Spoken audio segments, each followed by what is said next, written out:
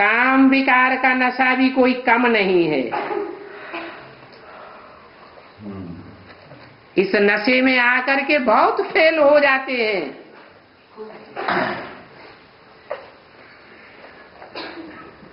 समझते भी हैं कि फेल होने से हम पथभ्रष्ट हो जाएंगे।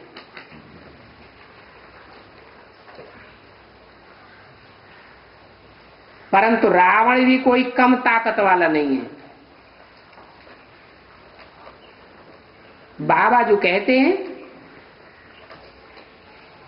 उन बातों की सच्चाई को अपने दिल से पूछना है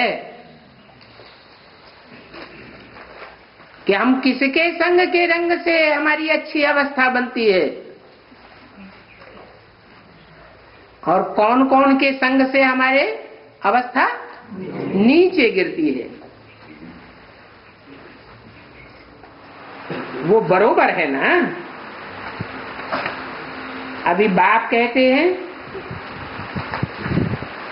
ऐसी पक्की प्रैक्टिस करो याद की कि पिछाड़ी में एक बाप के सिवाय और कोई भी याद ना आए। तब क्या होगा? है? ऐसी योगाग्नि जब पक्की होगी तो सोना क्या सा बन जाएगा? पवित्र सोना बन जाएगा। तुम्हारी काया भी कंचन बनेगी। पहले आत्मा कंचन बनेगी या पहले काया कंचन बनेगी? पहले तो आत्मा कंचन बने। आत्मा जब कंचन बने तुम बच्चों की संगठित रूप में तो वाइब्रेशन भी कैसे बनेंगे? पावरफुल वाइब्रेशन बनेंगे। ऐसे पावरफुल वाइब्रेशन में तमो प्रधान प्रकृति का कोई भी असर नहीं होगा।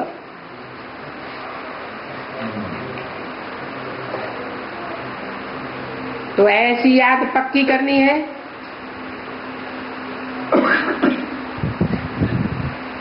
कि हम आत्मा हैं। अभी हमको वापस अपने घर जाना है। आत्माओं के घर जाना है।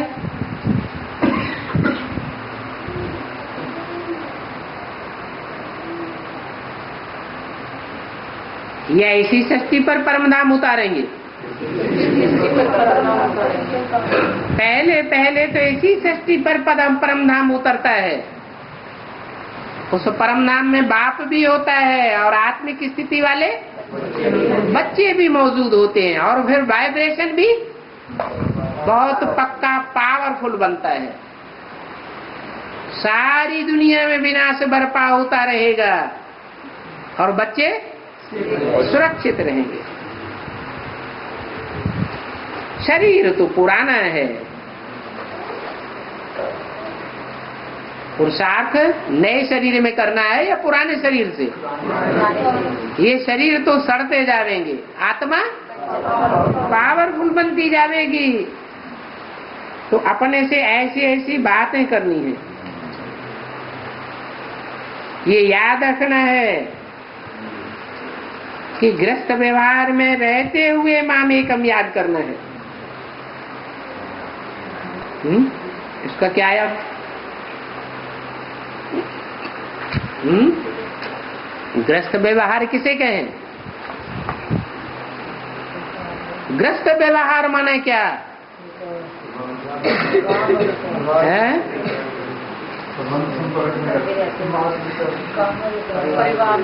अरे घर गृहस्थ में जो स्थित होकर रहे, अस्थिर न बने, वो घर गृहस्थ व्यवहार में रहने वाला। घरगस्त व्यवहार पक्का कब कहा जाए?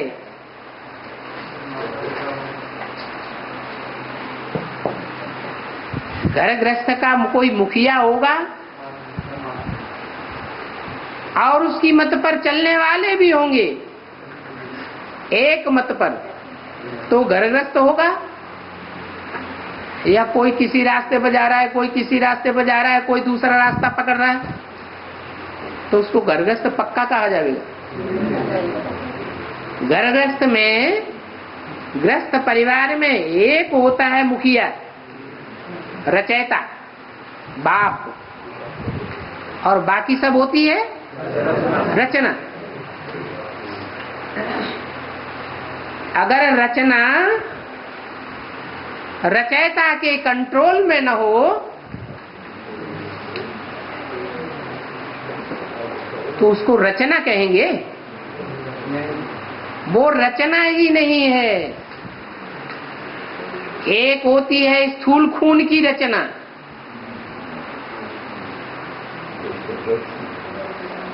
वो स्थूल खून की सारी रचना, सारी दुनिया है। वो रचना पुरानी हो गई है, तमो प्रधान हो गई है, या सतो प्रधान है? तमो प्रधान हो गई है। अभी बाप आकर दूसरे प्रकार की रचना रच रहे हैं, संकल्पों के खून की रचना। उसमें भी सारी सृष्टि का रचयिता एक है, जो सारी वसुधा को ही अपना कुटुंब मानता है। वसुधैव कुटुंबकम। उस वसुधैव कुटुंबकम में फिर रचयिता कौन हुआ?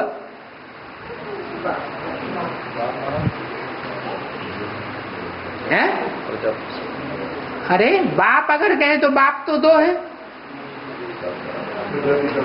हद के बाप तो अनेक हैं, और बेहद के भी दो हैं। फिर रचयिता उनमें कौन है?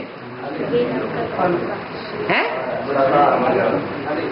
रचयिता मनुष्य सृष्टि का, मनुष्य सृष्टि साकार में है या निराकार में है? साकार में है, तो रचयिता भी साकार में होना चाहिए।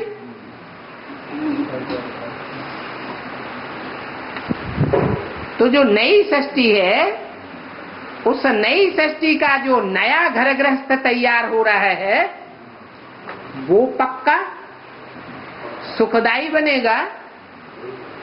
यह जो आज की दुनिया में घर गृहस्थ बने पड़े हैं, वो सुखदायी होंगे, सतो प्रधान होंगे? ये तो सब तमो प्रधान हो गए। कोई किसी के कंट्रोल को मानता नहीं है।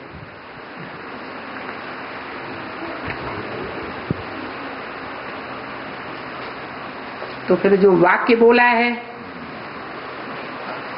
ये याद रखना है कि गृहस्थ व्यवहार में रहते हुए माम एकम याद करना है। इसका क्या अर्थ हुआ? कौन से घर गृहस्थ व्यवहार में रहते हुए माम एकम याद रखना है? तमो प्रधान घर गृहस्थ व्यवहार में उसी में चिपके रहे और दुखी होते रहे। वो रचना सतो प्रधान है या तमो पर 100% तमो प्रधान हो चुकी है? तमो प्रधान रचना है, कंट्रोल से साफ बाहर, कोई किसी के कंट्रोल को मानने वाला नहीं। तो ऐसे घरगृहस्थ व्यवहार के लिए नहीं बोला है। भगवान बाप जो कुछ बोलेगा उसमें रहस्य समाया हुआ होगा, या जैसा चाहे वैसा अर्थ लगा ले। अरे घरगृहस्थ व्यवहार में तो 70-71 साल से रहते चले आए, फिर हुआ क्या? रिजल्ट क्या निकल रहा है? कमल फूल समान बन रहे हैं कि और ही कीचड़ में बुद्धि लपेटती चली जा रही है? क्या हो रहा है? ऐसा क्यों हो रहा है? हैं? क्योंकि घरगृहस्थ व्यवहार का असली का अभी ज्ञान ही नहीं है। तो बोला ये याद रखना है पक्का कि गृहस्थ व्यवहार में रहते हुए माम एकम याद करना है। माम एकम का मतलब मुझे एक बाप को याद करना है, बाकी फैमिलियरिटी में नहीं मरना है। क्या कभी कभी मन फैमिलियरिटी में चला जाता है, ये मेरी बहन जी है। अरे एक बहन जी है और बाकी तुम्हारी बहन जी नहीं है? ये मेरा पक्का भाई है। अरे आत्मा आत्मा भाई भाई एक ही हुआ और बाकी भाई भाई नहीं है। बुद्धि का लगाव पैदा हो जाता है। तो वो फैमिलियरिटी ब्राह्मण परिवार में नहीं चलती है। हमारी तो फैमिली ही निराली है। क्या है फैमिली? पक्की पक्की फैमिली क्या है? एक बाप और हम सब बाप के बच्चे, आत्मा आत्मा भाई भाई, ये हमारी फैमिली है।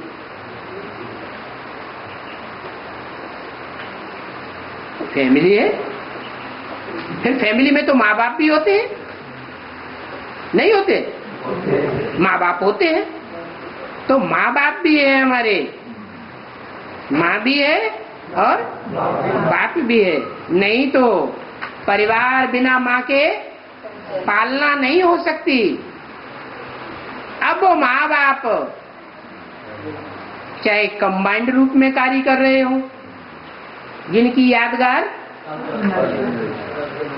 अर्धनारीश्वर दिखाया जाता है, और चाहे प्रैक्टिकल में पालना कर रहे हो, जिनको शंकर पार्वती के रूप में दिखाया जाता है, चाहे वो जगत पिता जगदम्बा के रूप में गाए हुए हो। धर्म गृहस्थ व्यवहार तो जरूर होना चाहिए। ये बात भी मैं जानता हूं।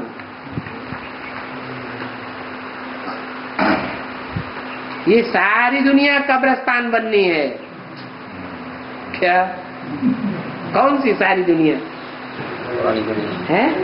ईश्वरी घर गृहस्थ परिवार कब्रिस्तान बनेगा। जो ईश्वरी घर गृहस्थ परिवार होगा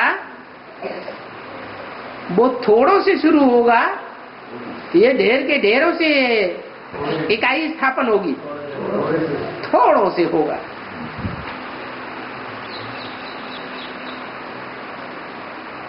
हम आत्मा है, ये शरीर तो बूढ़ा है। तो बाबा ने कहा है भाई भाई समझो, आत्मा को ही देखो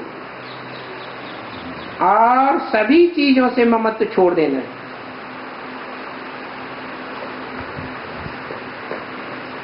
देह के पदार्थ होते हैं ना, जैसे देह के संबंधी याद आते हैं, वैसे देह के पदार्थ भी याद आते हैं। तो उन सभी चीजों से ममत्व तोड़ देना है। ये सभी छीछी तमो प्रधान दुनिया है। एक भी चीज सतो प्रधान नहीं है जिसमें दिल लगाई जाए।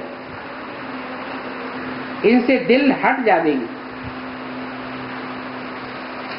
तुम जब बाप के नजदीक आवेंगे तो तुमको बहुत साक्षात्कार होंगे मदद देने के लिए। बुद्धि योग नई दुनिया की तरफ लगा पड़ा हूं। इस विनाश होने वाली दुनिया से क्या दिल लगानी? देह सहित देह के सभी संबंध, क्या आत्म के संबंध नहीं, देह सहित देह के सभी संबंध, सभी वस्तुएं खलास हो जाने वाली। उठते बैठते चलते बुद्धि में यही याद रहे, ये सब खलास होना है। अभी यहाँ बाप के पास तो और कोई गोरख धंधा है ही नहीं।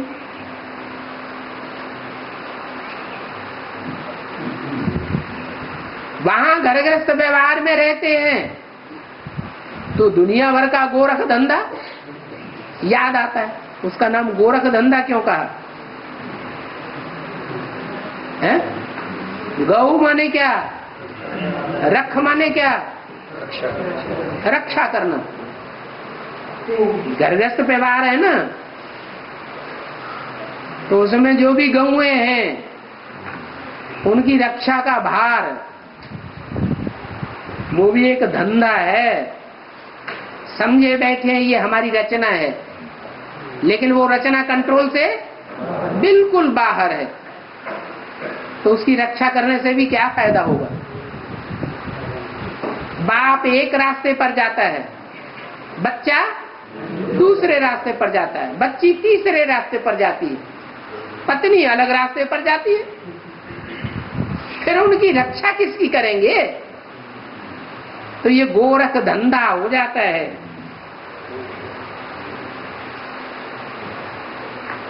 तो वहां तो तुम्हें सभी याद आवेंगे, उस लौकिक गृहस्थ व्यवहार में तुम्हें सभी याद आवेंगे, क्योंकि उनके वो गोरख धंधा बुद्धि में उनकी रक्षा का धंधा लगा हुआ है।